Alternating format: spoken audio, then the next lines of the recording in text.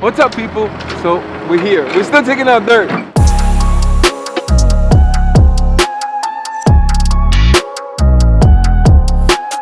But it's been rough. The last week and a half, 2 weeks. Hopefully we'll be done tomorrow. They're working on the footings.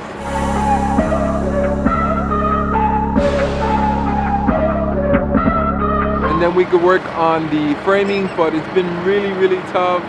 I'm tired, this is not easy, I can't sleep at night, the numbers are crazy, the invoices are wild.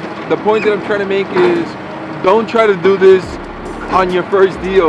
Work on smaller deals, work on buying a house, do some bathrooms, do some kitchens, do some minor renovations. It's like going to school. You go to the 5th grade, 6th grade, 7th grade, you go to high school, and then you go to college. This is like Master's, MBA, but after this, hopefully I'll continue to grow.